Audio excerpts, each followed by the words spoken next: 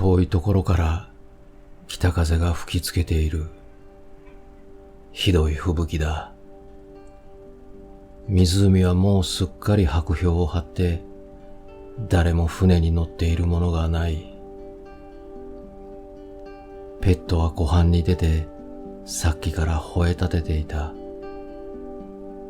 ペットはモーリスさんの捨て犬で、いつもモーリスさんの別荘のポーチで暮らしている。野尻湖畔のモーリスさんの別荘へ来た時は、ペットはまだ色艶のいい、たくましい体つきをしていた。モーリスさんは戦争最中にアメリカへ一家族で帰ってしまった。ペットは柏原の荒物屋にお金をつけてもらわれてきたのだけれども、1週間もすると繋がれた鎖をもぎ離して、ペットは野尻へ逃げて行ってしまった。それからは、モーリスさんのお隣にいた八景路人のガブラシさんに可愛がられて暮らしてはいたのだけれど、終戦と同時にガブラシさんも一家族で横浜へ行ってしまった。ペットはガブラシさんにも別れて、食べ物もなく、すっかり昔の美しい毛並みを失って、よろよろと野尻の湖畔を野良犬になって暮らしていた。ペットはポインターの雑種で茶色の大きい犬だった。好きな主人に離れ、その次のガブラシさんにも離れて、今までの楽しい規則だった生活から離れて、だんだん体が弱くなっていった。冬になるとモーリスさんは東京の麻布の家でペットをストーブのそばに置いてくれたものだけれど、そして野尻でもガブラシさんは冬になるといつもストーブのそばにペットを寝かせてくれたけれども、終戦になってペットの好きな人が誰もいなくなってしまうと、ペットは初めての冬を本当に哀れな格好で暮らさなければならなかった。疎開の人たちもまだあっちこっちの別荘に残ってはいたけれど、ペットを飼ってくれるような親切な人は一人もいなかった。ペットは時たま野尻の街を歩いて、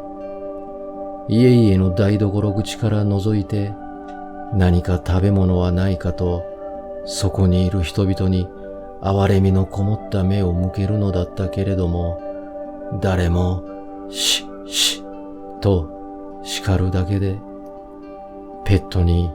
食べ物をくれる人は一人もない。それでもペットはどうにか食べ物を漁ってその日その日を暮らしていた。秋の終わり頃、野尻の別荘地に見慣れないジープが一台来て、アメリカの兵隊さんが湖畔で船を出して遊んでいた。ペットは久しぶりにモーリスさんによく似た人に巡り合ったような気がして、ジープのそばへ走っていった。ジープに残っていた兵隊さんがペットを見ると口笛を吹いてビスケットを投げてくれた。ペットは激しい嬉しさでその兵隊さんの手へ飛びついていった。何年ぶりかでペットは美味しいビスケットをもらって、ちぎれるように尻尾を振って兵隊さんにじゃれていた。ペットはとても嬉しかった。やがて日暮れ方、ジープは船遊びの兵隊さんを乗せて町の方へ戻っていった。ペットはジープが見えなくなるまでその後を追って走っていったけれども、とうとうジープを見失ってしまってぼんやりしてしまった。ペットはまたモーリスさんのいないポーチに戻らなければならないと思うと、寂しくて寂しくて悲しくなってくる。いつの間にかまた冬がやってきて、夜分なんか寒くて、ペットはポーチのゴミくずの中で何度となく目が覚めた。それでも我慢して、ペットは毎日食べ物を漁って暮らしていた。時々ペットに食べ物をくれる本田さんというお医者さんも東京へ行ってしまった。寒くなると疎開者の人がほとんどいなくなって、別荘地は荒れ果てたまま、まるで無人島みたいに寂しくなっていった。ペットは腐った床板の剥がれたところから潜って、板の前へ出て、昔モーリスさんがよく本を読んでいた部屋へ入って、部屋の隅っこへもぐもぐとうずくまって寝るようになった。ペットもこの頃は年をとって歯が抜けるようになり、足元もふらふらして、この冬を満足に過ごせるような元気さがなくなっていた。ペットはなぜモーリスさんが自分を捨てていったのか少しもわけがわからない。思い出は楽しくて、夏の夕方、ポーチの食卓でポータブルにレコードをかけながら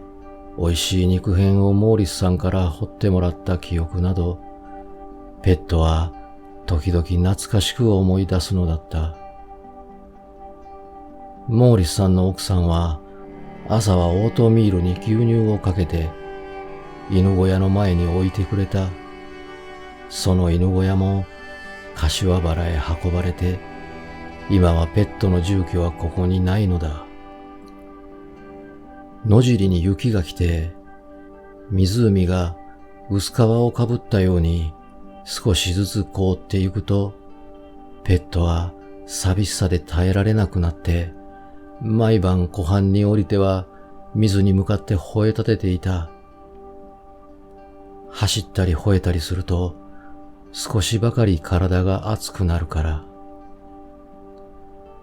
時々お天気のいい日は小鳥を追って、それをペットはモーリスさんの別荘に運んで、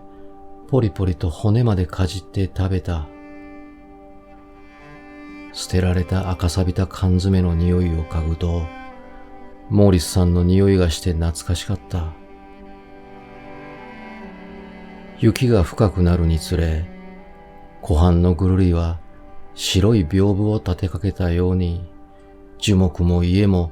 深い雪に埋もれてしまう。今日も夕方から激しい吹雪でじっとしていると、ペットは体中が凍りそうなので、湖畔まで走って行き、凍った水の上を見て、ウォー、ウォー、ウォーと吠え立てていた。周りはすっかり暗くなっているのに、雪はでんぷんをまき散らしたように凄まじく吹き荒れている。ペットは朝から何も食べてはいなかった。昼ごろ、大久保村まで食べ物を漁ってみたけれども、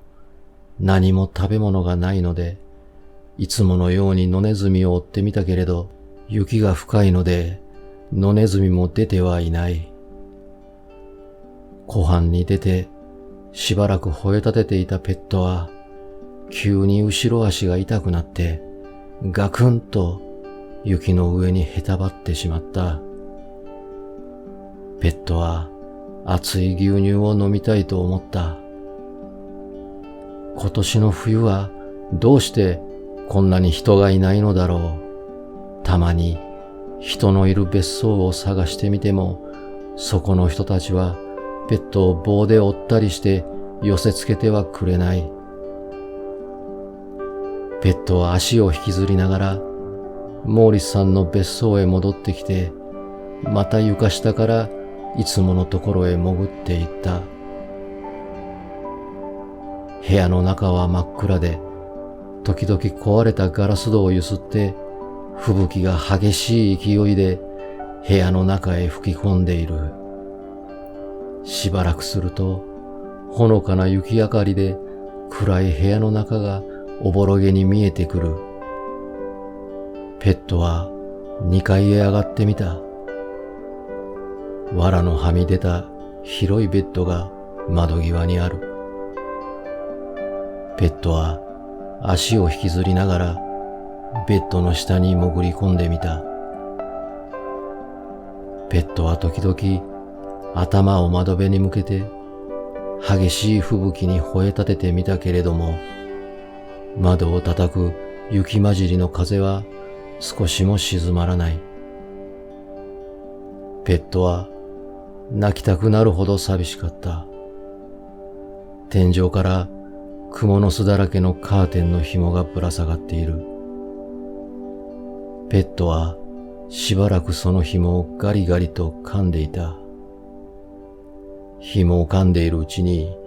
ペットは気が遠くなっていった。きれいなろうそくの火のような五色の光の色がペットの儚い目の先にチラチラするような気がしてきた。部屋に吹き込む吹雪はいつの間にか小さい蝶々のような天使の姿になって、ペットの体の周りをぐるぐる手をつないで回り始めている。ペットはいい気持ちだった。モーリスさんが大きいパイプをくわえてピアノを弾いている姿や、ペットにジャンプを教えてくれたカッと照りつける夏の日の思い出がペットの頭に浮かんできた。時々神様のようなお声で、ペット、眠っちゃいけないよ。元気を出して、今に春が来るまでもうしばらくの我慢だよ。と言っているようだ。ペットはうとうとといい気持ちになってきた。春になってアメリカからモーリスさんは注意さんで日本へ来た。近いうち野尻へ行くという便りが柏原の荒物屋さんをびっくりさせた。荒物屋のおかみさんは掃除道具を持って大きい息子と2人でモーリスさんの別荘へ来てみた。鍵を開けて2階へ上がってみると、モーリスさんのベッドの下でペットが見る影もなく痩せさらばえて死んでいた。別に鎖もしないで平和な寝姿で横になっていた。バケツを下げたおかみさんは、まあ、ペットがこんなところにいるよ、と言って泣き出してしまった。おかみさんは主人の家を忘れない優しいペットを見て、本当にすまないことをしたと思った。